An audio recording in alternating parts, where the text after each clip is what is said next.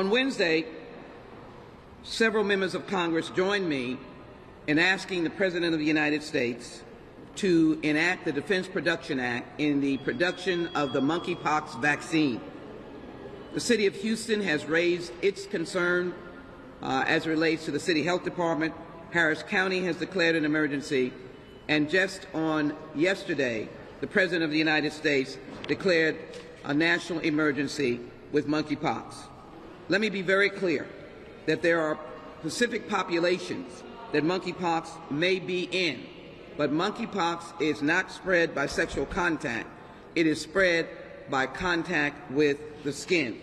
And so these members of Congress, Madeleine Dean of Pennsylvania, Robin Kelly of Illinois, John Garamendi of California, Dwight Evans of Pennsylvania, Mondaire Jones of New York, Jim McGovern of Massachusetts, Steve Cohen of Tennessee, Dina Titus of Nevada, Mr. Green of Houston, Sean Casten of Illinois, Mike Thompson of California. This is a wide range of members from across the nation who indicate that the small company in Denmark and the small production is not meeting the surge in need.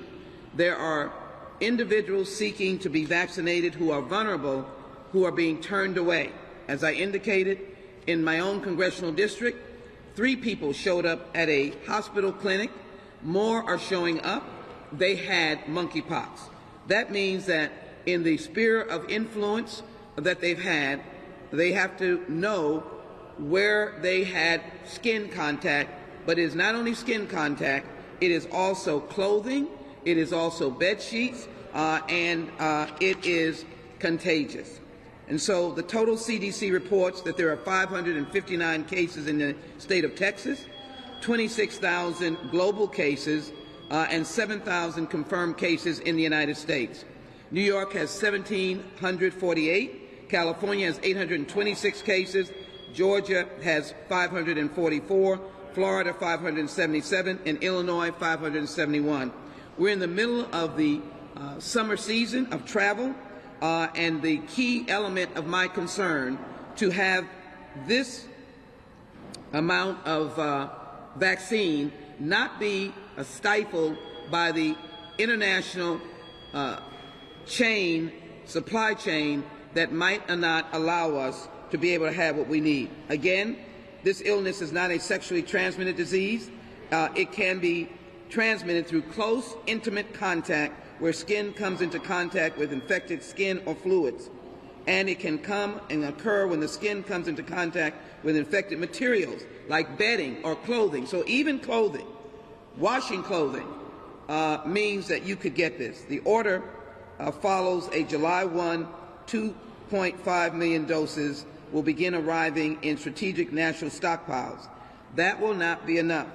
Deliveries from the 2.5 million dose will begin arriving in 2023. That is why I believe we should produce those vaccines in the United States, because the order that was just given is not due until 2023. This is a global disease. There is a global demand. That is what happened with COVID-19. We didn't understand COVID-19. The testing protocols started late, and that means that many people had already died not knowing what kind of disease they had. Emergency rooms were sending COVID patients away, saying they had a cold, they had the flu, take an aspirin, and go home. Those persons, well-known, documented, particularly in New York, died in their homes because of the COVID disease that they had. As of July 22, 2022, a total of 900 confirmed monkeypox cases, a designation established by the Centers for Disease, had been identified, and 839 were identified in New York. The Houston Health Department announced on Friday, July 22nd, 2022, that they had received a shipment of 5,000 doses, and they had provided 1,500 to Harris County Public Health. I have reached out to the state of Texas to try and find out about the supply for hospitals who are asking, and guess what? They don't have enough to give to the many clinics, outpatient centers, and even hospitals in rural communities. That means that we are undercount for these vaccines. I want to be very clear that the President certainly has recognized the importance of monkeypox because, as you well know, he declared, as I said, this a national health crisis. Monkeypox infections are these: fever, headache, muscle aches and backache, swollen lymph nodes, chills, exhaustion, a rash that can look like pimples or blisters that appears on the face, inside the mouth, and on other parts of the body, like the hands, feet, chest, genitals, or anus. Sometimes people get a rash first, followed by other symptoms. Others only experience the rash. Let me say to those who may have any of these symptoms, immediately get to your health provider. And this is the concern that we have. There are no treatment specifically for monkeypox virus infections. However, because of genetic similarities in the virus, antiviral drugs used to treat smallpox may be used to treat monkeypox. The main idea, the main treatment is vaccination. That is the key treatment, and the main reason for moving the Defense Production Act and asking the President to implement it and asking the Centers for Disease Control to implement it is we don't have enough. We do not have enough vaccine. Texas is a huge state, and we are parceling out the vaccines now. We don't want people coming that believe that they are vulnerable to seek a vaccine, and of course that we are not able to provide it. As the chair of the Congressional Bipartisan Task Force on Coronavirus, where we work with Dr. Fauci and the Centers for Disease Control throughout the pandemic, asked for more test kits, asked for more vaccines, asked that those vaccines be ramped up and produced, and asked that they be produced by U.S. companies, at least manufactured here in the United States. We asked that same for the monkeypox, and so I conclude my remarks by saying that in addition to individuals who might be exposed, we need the monkeypox vaccine for healthcare professionals, because at this stage of the disease spread, to keep healthcare workers available to provide care to patients who not only have monkeypox but the COVID-19 virus or other health conditions and medical emergencies. If we had vaccinated all of our healthcare professionals, even that, we don't have enough. And so those healthcare professionals who want to be vaccinated on the monkeypox, it must be available for them. Monkeypox is not a single dose. You need 2 doses. So if you need 2 doses, that means that you need a lot. I want the state of Texas to have as many as they need. As school comes back, colleges, dorms, I fear possibility of a monkeypox spread. People in the, as they say, in the, how should I say it, in the dorms, students live close together. I may be sitting on my roommate's bed. They may be sitting on my bed. Whole bunches of us may be in the room socializing, and monkeypox begins to spread. So there are many, how should I focus this? I don't want to call it opportunities, but there are many routes that monkeypox can spread. Remember, clothing, bed sheets, touching the blister. I hope that I will be talking to the Centers for Disease Control today, and I expect to push my call and the call of the members of Congress. And by the way, this letter that we have sent to the President, members are coming on the letter every day. They're coming on this letter every day. We, the undersigned members of the House of Representatives, urge you to implement the use of the Defense Production Act of 1950 to begin the mass production of monkeypox vaccine to supply what is needed to address the ongoing monkeypox threat to public health. Domestic production of vaccines will allow mass inoculations to begin and can help every American who needs a vaccine. The benefit of delivery of monkeypox vaccine in sufficient amounts to where it is needed is that the vaccine does good things even when given to someone after an infection has onset. That's a very important point, that the vaccine can be utilized if you have this as well. And as long as they continue to get sick, to get monkeypox, then we need it to prevent it, and we need the vaccine to treat it, because you can give the vaccine while someone has it, as well as provide longer-term immunity from monkeypox virus. If given between 4 to 14 days after the date of exposure, a vaccination may help reduce symptoms but may not prevent infection. And so the necessary supply is not here. We need it. And with that in mind, I'm hoping that we will hear soon a ramping up of the production. Dr. Shaw, who is head of the COVID-19 task force in the White House, indicated that he wants to see production here in the United States. A member of the United States Senate indicated they want production here in the United States. I believe our states are very large.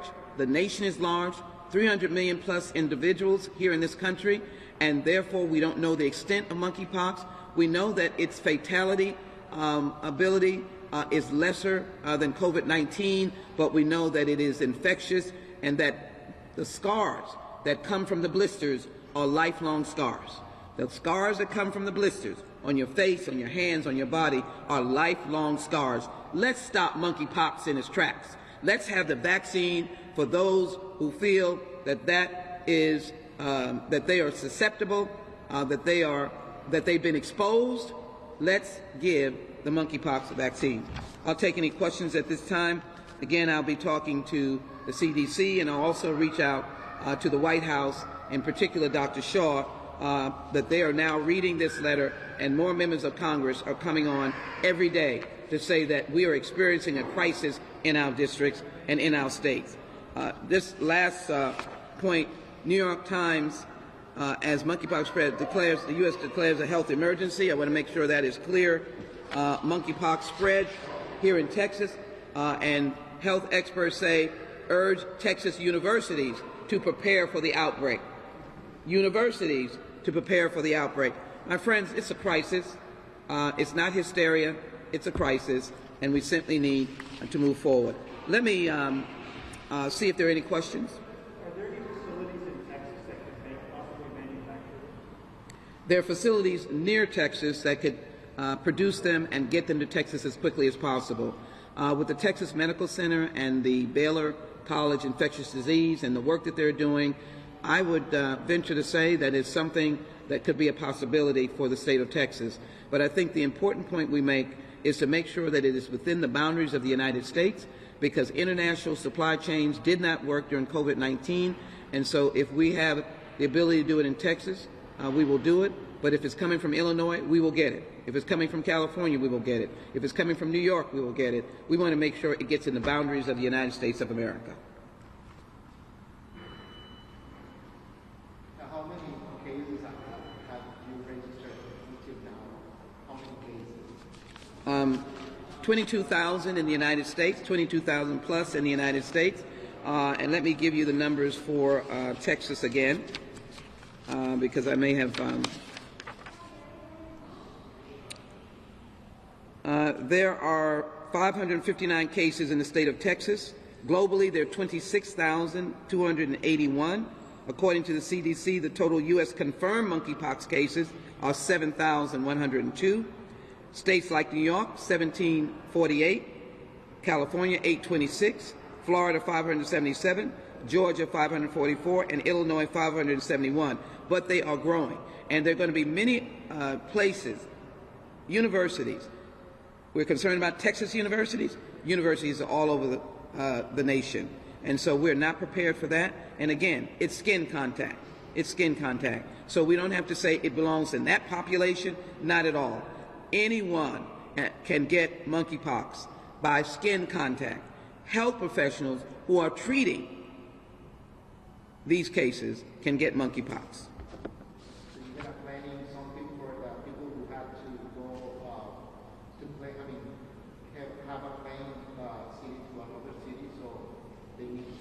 Well, the vaccine would come to the state of Texas. That's how it's distributed. And then the state of Texas Department of Health and Human Services gives it to us, meaning to the local jurisdiction. The state of Texas doesn't have that much. And they're trying to give it out all over a state that has more than 20 million people. That's one state, California. They are desperate. San Francisco is literally shut down because they don't have enough vaccine for monkeypox infection. And so we don't have enough because it's not produced here in the United States, and the company in Denmark is a tiny, tiny company. It has to be produced here in the United States. If they start producing, it here, how long will it take? That I will leave to the scientists, but my understanding is that it is a vaccine that can be produced expeditiously.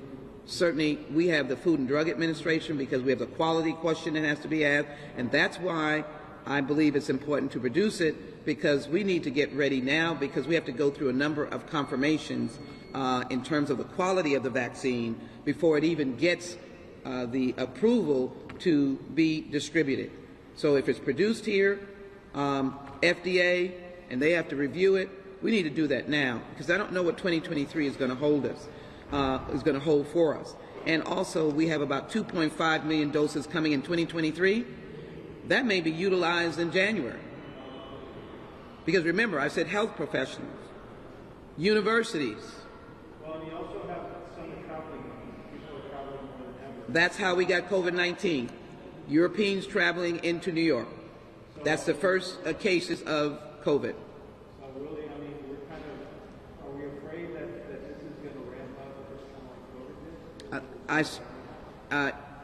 Very good question. Early in my remarks, I said that this is the summer season. People are traveling. They're traveling internationally, and they don't know who they may have come in contact with. Again, it's skin contact is a strong possibility, and lesions, etc., can be very detrimental. So, let me say that I think the most important point I want to take away is that this has been declared a national health emergency by the President of the United States. It is an emergency here in our local jurisdictions, Harris County. The city of Houston has ramped up. We don't want to create a panic, but we want to show that we're prepared. The way we're prepared is we have our own vaccinations, our own vaccine, and to document that clinics are calling me and saying that people with monkeypox are showing up at their clinics and they don't have vaccines. And vaccines can treat you even if you have monkeypox. So it can treat you to prevent it or decrease it, and it can also while you have it. So if you've got the sick people with monkeypox, they needed a vaccine, and those who believe they might be exposed or that they are around individuals or touch clothing or sheets and otherwise, let us realize one group in our LGBTQ communities, but this is beyond any particular neighborhood. And to our Hispanic community, let me be very clear that we will have Spanish-speaking information for them at the City Health Department and Harris Health. So, something like the use of the mask is going to be implemented to the The doctors indicate that wearing a mask is a good thing. When I was with the doctors about 3 weeks ago, they said wearing the mask is a good thing, but it is not a transmitted disease like COVID. It has to be touching. But they indicated that wearing a mask is a good thing because it's in the family of coronavirus, smallpox. It's a viral disease. So for those who wish to be safe, can be safe. I'm going to draw a line here for a moment and just say that how pleased I am, how sad I am for the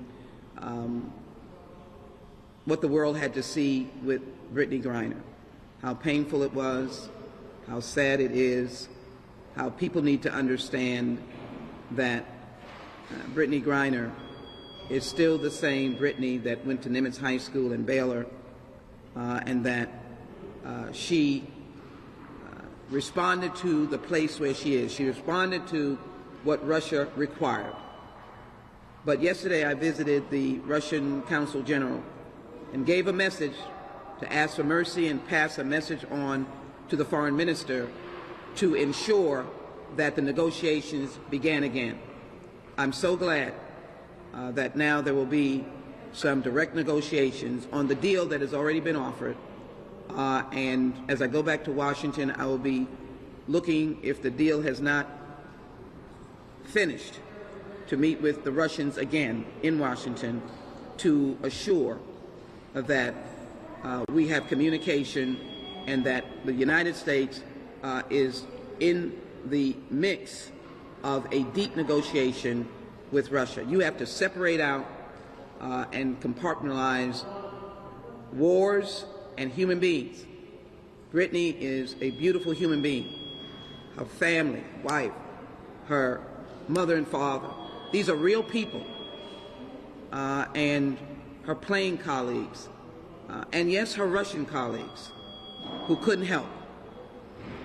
But we should welcome her home if she makes it, and Paul Whelan, with all the love that we can give. I will talk and go anywhere to ensure that the negotiations are continuing. Every day, I'm talking to the State Department about Brittany Griner and Paul Whelan. Now the negotiations are in process. I'll be speaking to them today, and we hope to get an idea of the next steps. The challenge of Russia is to do it quietly. I want to let them do it quietly. I'm happy to let them do it quietly. And that is the first call, to be quiet. And when I say quiet, to move diplomatically quietly, which is what I said yesterday to the Russian Consul General.